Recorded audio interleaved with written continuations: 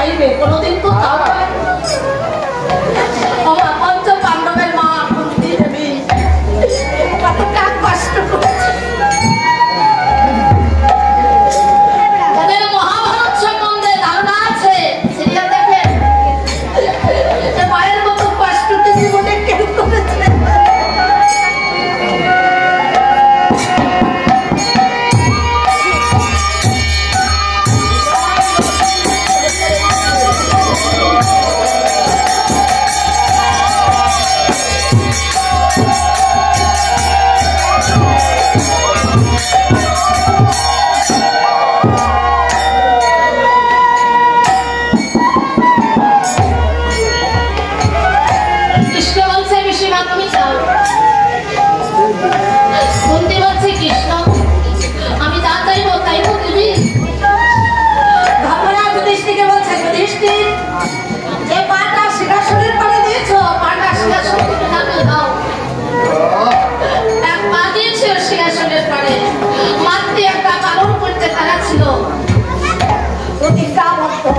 যখনই মা বলেছে এক পা দিয়েছে,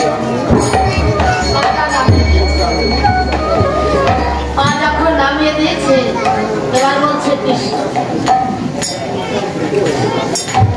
আমি যা চাইবো তাই তো দিস, আমার হাতে হাত রেখে তুই যখন চলে যাবে তখন তোকে পাবো না, আমার হাতে হাত রেখে কথা দে, হাতে হাত রেখে প্রতিজ্ঞা করছে তুমি যা চাইবে তাই দেবো। কুন্তি রেখে বলছে কৃষ্ণ আমি যে চাই জানিস, ওই পাণ্ডবদের দুঃখ যেন জীবনে কোনোদিন চায় না, পাণ্ডবদের দুঃখ যেন জীবনে কোনোদিন চায় না। কৃষ্ণ বললেন পিসিমা এটা কেন চাইলে? কেন চাইলাম জানিস, যে সিংহাসন পেলে যে সুখ পেলে তোকে হারাতে হয় সেই সিংহাসন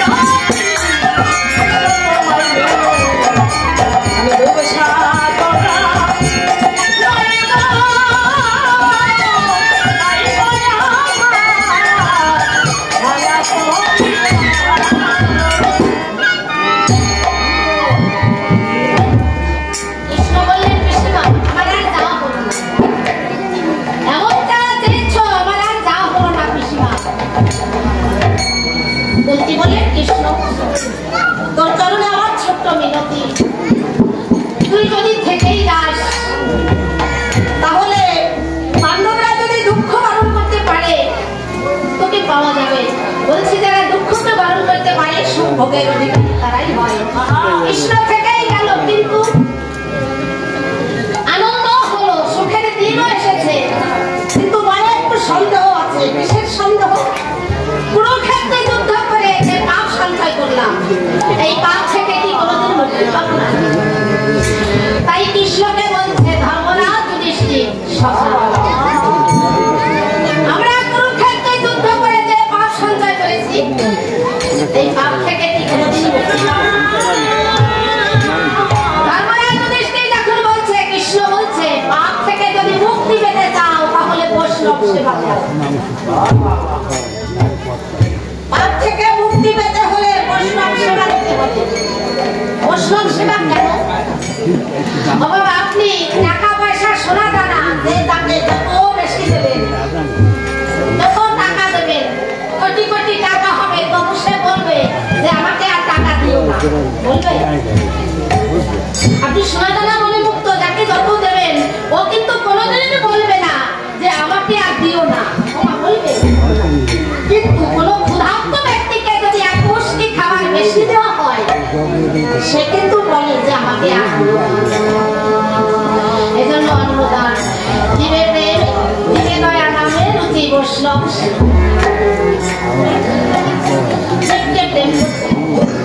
নামে রুচি থাকতে হবে, বৈষ্ণব সেবা দিতে হবে, তাহলে কলি জীবে দয়া নামে রুচি বৈষ্ণব সেবা। জীবে দয়া, জীবকে দয়া ছিল, এ করছিল গৌর হরি। ঝাড়খণ্ড বনের মতো যখন যাচ্ছিল, ব্যাঘ্রের গায়ে যখন পা লেগেছে, কৃষ্ণ তখন বলছে কৃষ্ণ নামে রুচি ছিল কার? হরিদাসের।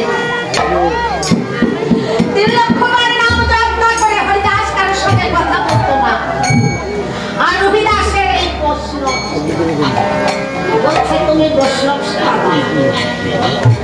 ধর্মরাজ যুধিষ্ঠির বলছে সখা, আমরা এই বৈষ্ণব সেবা দিয়ে কি পাপ থেকে মুক্তি পাবো? বলছে হ্যাঁ পাবে, তবে একজন পরম বৈষ্ণবের সেবা দিতে হবে। সখা, এই যেখানে হাজার হাজার বৈষ্ণবীরা এসেছে, এই কমিটির ভক্তবৃন্দ যারা আছেন, বাবাজিরা ভাইরা বৈষ্ণব সেবা দিল, অন্নদান করলো, কিন্তু এর মধ্যে কে পরম বৈষ্ণব এটা কিভাবে প্রমাণিত হবে? হাজার ভক্তের মধ্যে বৈষ্ণব সেবা দিলাম, আর এই বৈষ্ণব সেবা দিয়া পাপ থেকে মুক্তি পেলাম, পরম বৈষ্ণব কে হবে?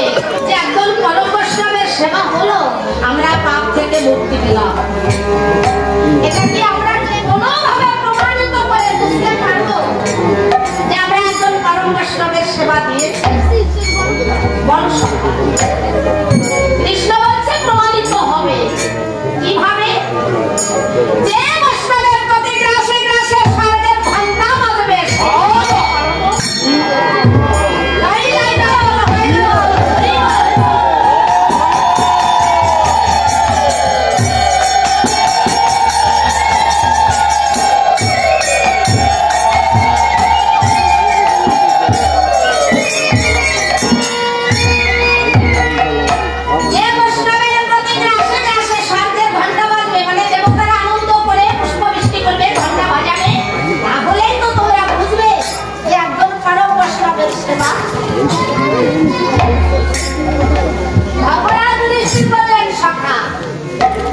তাহলে আমরা সেই বৈষ্ণব সেবাই দেব। আমরা পাপ থেকে মুক্তি পেতে চাই, তাই ধর্মরাজ যুধিষ্ঠিরের বাড়িতে বৈষ্ণব সেবার আয়োজন করা হবে। বৈষ্ণব সেবার প্রসাদ না নিয়ে কিন্তু কেউ যাবে না। এখানে যে প্রসাদ আছে তিনি পাবেন, আর এই প্রসাদ সেবা করলে মহাব্যাধি থেকে মুক্তি পাওয়া যায়। বৈষ্ণবের মহাপ্রসাদ। তাই ধর্মরাজ যুধিষ্ঠির বললেন সখা, বৈষ্ণব সেবা দেব, কিন্তু এই পরম বৈষ্ণবটি কে জানতে যাই, আর বৈষ্ণব সেবার আয়োজন হবে। তাই ঘরে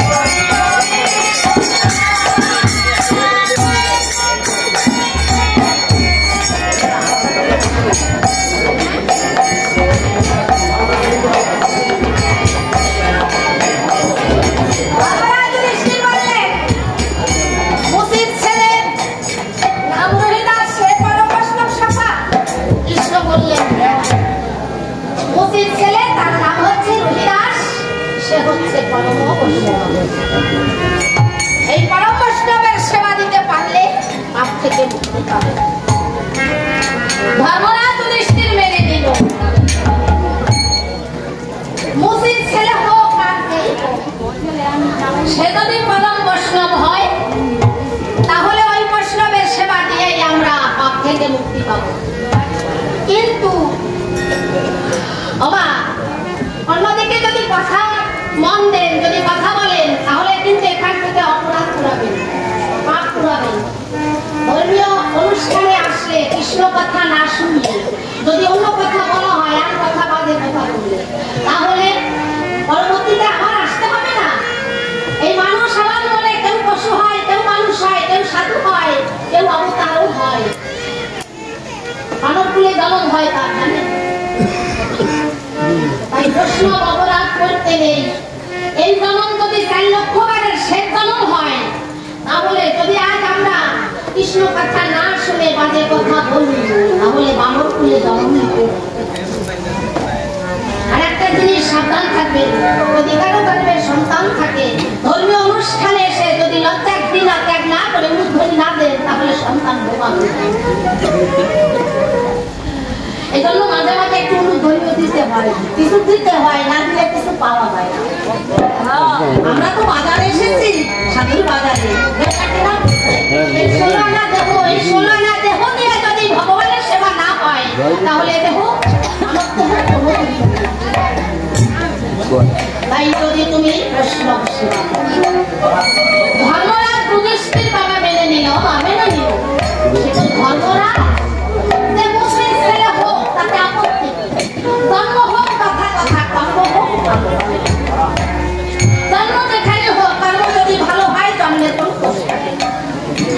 হোক মুসলিম ভাইয়ের জন্ম, সে যদি পরম বৈষ্ণব হয় আর তার প্রতি গ্রাসে গ্রাসে যদি স্বার্থের ঘন্টা বাঁধে, তাহলে ওই বৈষ্ণবের সেবাই দেব। ধর্মরাজ যুধিষ্ঠির মানল, কিন্তু তৃতীয় পাণ্ডব অর্জুন কথাটা শুনুন। তৃতীয় পাণ্ডব অর্জুন কথাটা শুনে মনে মনে চিন্তা করছে, প্রকাশ্যে বলে নাই, মনে মনে বলছে, কৃষ্ণ বলে কি আর আমার দাদা শোনে? বৈষ্ণব সেবা দেবে, বৈষ্ণব আর খুঁজে আসছে না, শেষে মুসলিম ভাইয়ের জন্ম চামড়া নিয়ে করে সে করলো, সেটা কি বৈষ্ণব? শুধু বৈষ্ণব না, সেটা কি বড় বৈষ্ণব? অর্জুন মনে মনে বলছে, কৃষ্ণ যা বলে বলুক আর আমার দাদা যা করে করুক, এই বৈষ্ণব সেবার মধ্যে আমি না। কারণ মুসলিম ছেলেটি কখনো বৈষ্ণব হতে পারে না। কথাটা কিন্তু অর্জুন মনে মনে বলছিল, প্রকাশ্যে বলে নাই, কিন্তু আমার কৃষ্ণ অন্তরটা শুনছে। এই পৃথিবীতে সব ভক্তের অন্তরের কথা আমার পরিপূর্ণ জানা। আমার ভগবান শ্রীকৃষ্ণ অর্জুনের কথাগুলো জেনে তিনিও মনে মনে বললেন, অর্জুন তোমার মনে একটু হিংসারূপ পয়লা জমেছে, তোমার মনে যে হিংসারূপ পয়লা জমেছে, এই ময়লাটা আমার দূর করতে হবে। যদি দূর না করি তাহলে আমার অন্তরঙ্গ ভক্ত অর্জুন তোমাকে আমি বড় ভালোবাসি, কতটাও ভালোবাসি জানো? তুমি আর আমি এই পৃথিবীতে কতবার এসেছি, অর্জুন তোমার মনে নাই, আমার মনে আছে। তাই আমি আবার যদি আসি, তোমার মতো ভক্তকে সঙ্গে করে নিয়ে আসতে চাই। কিন্তু আজ যদি তুমি ভুল পথে চলে যাও, তাহলে তো তুমি আমাকে হারাবে। আমি আমার প্রিয় ভক্তকে হারাতে চাই না। ধর্মরাজ যুধিষ্ঠির বললেন, সরকার তাহলে বৈষ্ণব সেবার আয়োজন হোক। বলছে নিমন্ত্রণ দেবে না? না নিমন্ত্রণ করলে কেউ কারো বাড়ি আসে না। অর্জুন মনে মনে বলে, ওই মুসলিম বাড়ি নিমন্ত্রণ করতে আমাকে না দেবে, কারণ সারাদিন চামড়া নিয়ে কাজ করে, মুসলিম বাড়ি আমি যাবো না। ভগবান শ্রীকৃষ্ণ মনে মনে বলে, অর্জুন তোমাকেই তো যেতে হবে, আর এজন্যই তো এই বৈষ্ণব সেবা আয়োজন। ধর্মরাজ যুধিষ্ঠির বললেন, সখা তাহলে নিমন্ত্রণ দেব? কৃষ্ণ বললেন, দেবে তো, যেহেতু সে পরম বৈষ্ণব, অতএব দেশে কেউ নিমন্ত্রণ করলে তো বৈষ্ণব নাও আসতে পারে। অর্জুন মনে মনে ভাবে, আমার কথাটা না বলি, আমি যাবো না। কৃষ্ণ একটু মৃদু মৃদু হাসে, আরে আরে সাল, আর বলে, অর্জুন তোমাকে না গেলেও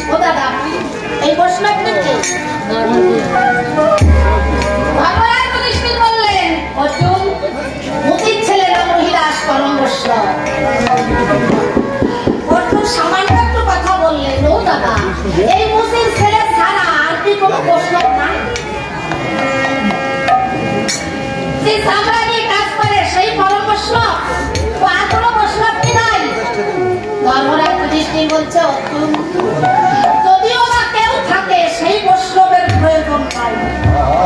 কৃষ্ণ যখন বলেছে রবিদাসের কথা, অতএব রবিদাস মুসির ছেলে হোক আর যেই হোক, ওই রবিদাস আসলেই আমাদের বৈষ্ণব। তাহলে নিমন্ত্রণ করবে কে? ওরা দৃষ্টি বলছে অর্জুন, কৃষ্ণ বলেছে তোমার কথা। তাই কৃষ্ণ যখন তোমার কথা বলছে, আমিও বলছি তোমাকে যেতে হবে। অর্জুন মনে মনে চিন্তা করলো, উপায় আমার নাই।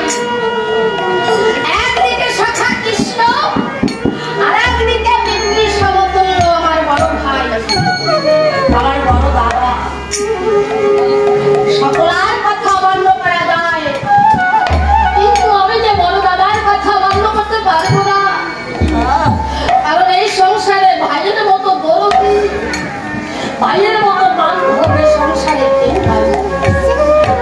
বড় ভাই সংসারে পিতৃ সমতুল্য, বাবার মতো।